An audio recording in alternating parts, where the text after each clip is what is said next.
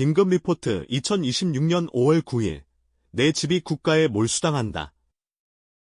82.5% 세금 지옥에서의 생존 가이드. 제1장. 2026년 5월 9일. 그들은 왜 심판의 날이라 부르는가? 지금 당장 거실 벽에 걸린 달력을 확인하십시오. 그리고 2026년 5월 9일이라는 날짜에 굵은 빨간색 펜으로 동그라미를 치십시오. 아니, 어쩌면 그날은 여러분의 경제적 자유가 종말을 고하는 날이 될지도 모르니 X표를 쳐야 할지도 모릅니다. 이 날짜는 단순히 봄이 지나가고 여름이 오는 시기를 뜻하지 않습니다. 지난 몇 년간 우리를 안심시켰던 다주택자 양도소득세 중과 유예라는 임시 방편이 완전히 종료되는 날이자 1주택자들에게 주어졌던 마지막 안전장치인 장기 모유 특별공제가 난도질당하는 기점이 될 가능성이 매우 높기 때문입니다. 부동산 시장에는 이미 거대한 전운이 감돌고 있습니다. 정부는 이미 보이지 않는 최후 통첩을 보냈습니다. 5월 9일까지 팔아라. 그때까지 버틴다면 자비는 없다. 세금으로 너희들의 뼈와 살을 분리해주겠다. 이것이 과장된 협박으로 들리십니까? 하지만 앞으로 펼쳐질 숫자의 공포를 마주한다면 여러분은 기절할지도 모릅니다. 제2장.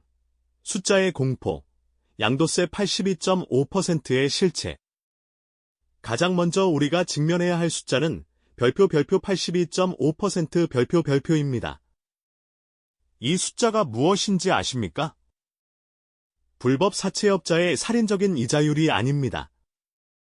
2026년 5월 9일 이후 여러분이 집을 팔았을 때 국가가 가져갈 양도소득세의 최고 세율입니다. 1. 합법을 가장한 약탈의 메커니즘. 구체적인 계산을 해보겠습니다. 여러분이 운이 좋아 집값이 올랐고 약 10억 원의 시세 차익을 남겼다고 가정합시다. 10억 원. 평생 만져보기도 힘든 거금입니다. 노후 자금으로 쓰기에 충분한 돈이라고 생각하며 흐뭇해하실 겁니다. 그러나 5월 9일이 지난 후 이 집을 파는 순간 여러분의 꿈은 산산조각 납니다.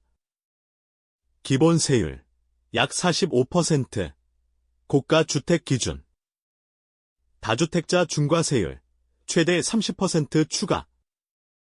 지방소득세 양도세의 10%, 약 7.5% 추가. 합계 82.5%. 결과적으로 10억 원을 벌었지만 여러분의 손에 쥐어지는 돈은 고작 1억 7천만 원 남짓입니다. 나머지 8억 3천만 원은 국세청 계좌로 직행합니다. 집을 사기 위해 냈던 대출이자, 취득세, 재산세, 집수리비, 중개수수료를 다 따져보십시오. 사실상 여러분은 10년, 20년 동안 국가를 위해 무료로 집을 관리해준 집사에 불과했던 것입니다. 재주는 여러분이 부리고 돈은 정부가 가져가는 이 상황. 이것이 세금입니까? 아니면 합법적인 약탈입니까? 이 남의 일이라 치부하는 순간 당한다. 이 방송을 보시는 분들 중 나는 집 한 채뿐이니까 상관없어. 강남 부자들이나 다주택자 이야기겠지라며 강 건너 불구경하듯 하시는 분들이 계실 겁니다.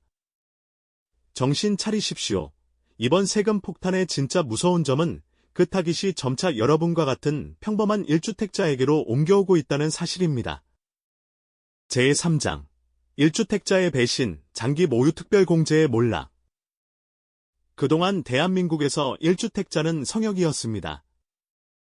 내가 직접 살고 있는 집 한 채는 투기가 아니라 거주권의 문제로 보았기에 국가도 함부로 건드리지 못했습니다. 특히 10년 이상 한 집에서 오래 살면 양도세를 최대 80%까지 깎아주는 별표 장기 모유 특별공제 별표는 우리 은퇴자들의 마지막 자존심이었습니다. 1. 똘똘한 한 채라는 정부는 이제 이 마지막 안전장치를 해체하겠다고 선언했습니다. 이유는 명확합니다. 집값이 너무 올랐으니 그 이익은 불로소득이다 라는 논리입니다. 여러분이 30년 전 아이들을 키우기 위해 서울 마포나 용산, 분당에 아파트 한 채를 사서 들어갔다고 칩시다. 그곳에서 아이들 대학 보내고 시집장가 보냈을 뿐인데 지하철이 뚫리고 주변이 개발되면서 5억 원에 샀던 집이 25억 원이 되었습니다. 여러분은 죄를 지었습니까? 아닙니다. 그저 그 자리에 가만히 살았을 뿐입니다. 그런데 정부는 여러분을 잠재적 투기꾼 취급합니다. 이제 집을 팔고 노후에 편안한 곳으로 이사를 가려 하면 예전 같으면 몇 천만 원 수준이었을 세금이 이제 몇억 원 단위로 불어납니다. 텍스푸어의 탄생. 30억 원의 집을 팔았는데 세금 떼고 나면 서울 시내 전세 얻을 돈도 간당간당해지는 현실. 평생 내 집에서 살다가 늙어서 세금 때문에 경기도 외곽으로 쫓겨나야 하는 신세. 이것이 바로 별표 세금 거지, 별표의 현실입니다. 화폐 가치가 떨어져서 명목상의 가격이 오른 것인데 정부는 그 숫자에 징벌적 과세를 합니다. 이것은 사유재산 제도의 붕괴나 다름없습니다. 제4장 퇴로가 막힌 감옥 토지거래허가구역과 거래 절벽. 정부는 5월 9일까지 팔라고 협박합니다. 그렇다면 팔 수 있는 환경을 만들어줘야 할 것 아닙니까? 하지만 현실은 어떻습니까? 1. 족쇄가 된 규제. 서울 주요 지역과 수도권은 여전히 토지거래허가구역이라는 족쇄에 묶여 있습니다. 집을 사려는 사람이 구청의 허가를 받아야 하고 무조건 실거주를 해야 합니다. 이는 대한민국 아파트 거래의 절반 이상을 차지하던 전세 낀 매매, 갭투자를 원천적으로 막아버렸습니다. 내 집을 팔고 싶어도 세입자가 계약갱 신청구권을 쓰며 버티면 팔 수 없습니다. 세입자를 내보내기 위해 수천만 원의 이사비와 위로금을 줘야 합니다. 불이 났는데 비상구가 잠겨있는 형국입니다. 정부는 비상구를 잠가놓고 왜 안 나가느냐 며 채찍질을 하고 있습니다. 2. 시장의 비명. 강남, 서초, 송파뿐만 아니라 마포, 용산의 현장 목소리를 들어보십시오. 매수 문의는 실종되었습니다. 어쩌다 오는 연락은 시세보다 5억, 10억 원을 깎아달라는 하이에나 같은 제안뿐입니다. 팔아도 세금으로 다 뺏기고 싸게 팔아도 남는 게 없는 진퇴양난의 지옥문이 열린 것입니다. 제5장 보유세의 역습순만 쉬어도 나가는 돈 팔지 못해 버티면 안전할까요? 천만의 말씀입니다.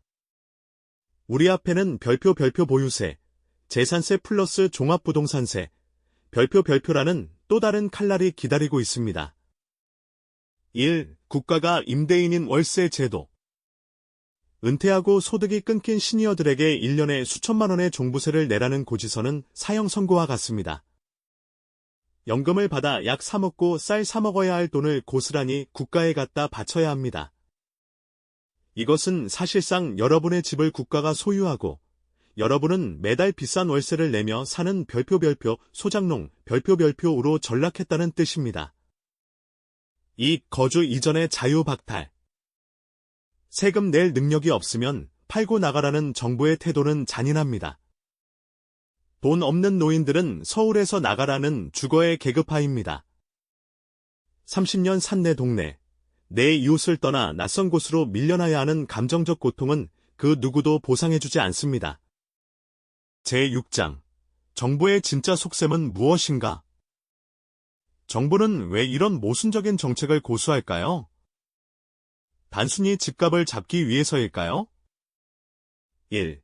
비어버린 국가 곳간. 복지 지출은 늘어나는데 세수는 부족합니다.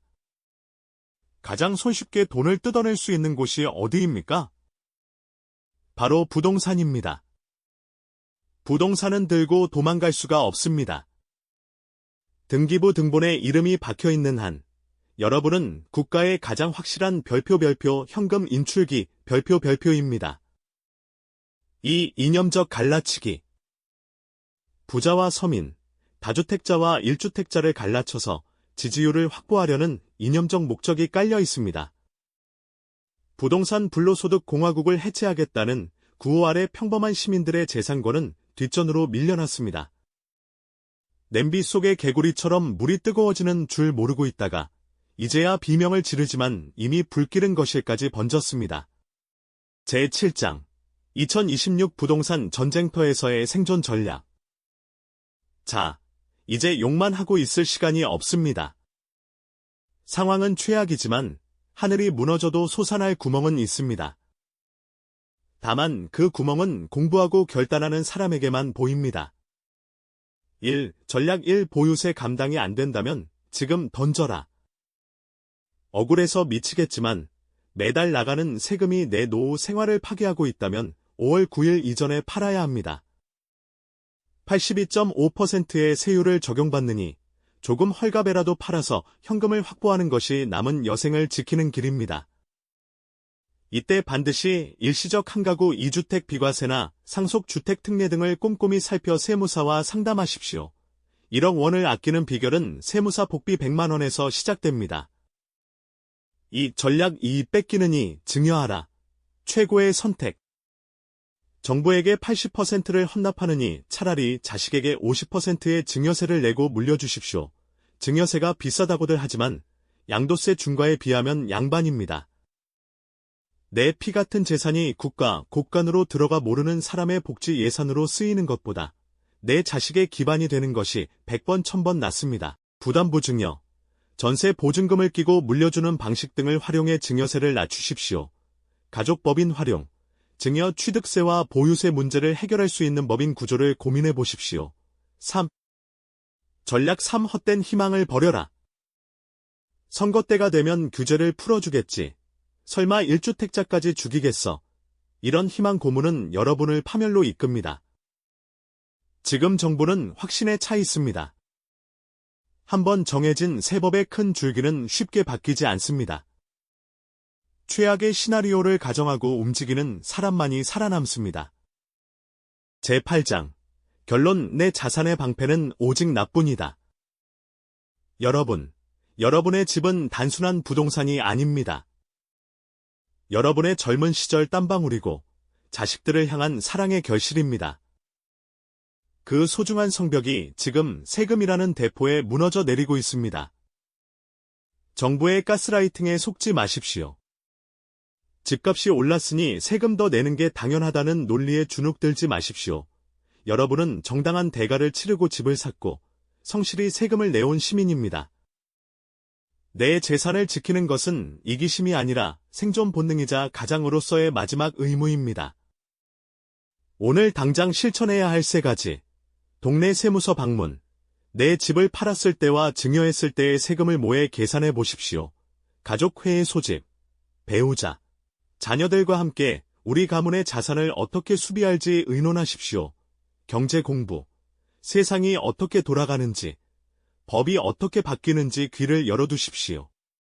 2026년 5월 9일, 그날 아침 눈을 떴을 때 여러분이 벼락거지가 되어 있을지, 아니면 자산을 안전하게 지켜낸 승자가 되어 있을지는 오늘 여러분의 결단에 달려 있습니다. 지금 흘려듣는 1분이 나중에 1억 원의 손해로 돌아올 수 있습니다. 가슴 단단히 먹고 움직이십시오. 이제부터 진짜 전쟁입니다. 더 많은 정보가 궁금하시다면 구독과 좋아요 부탁드립니다.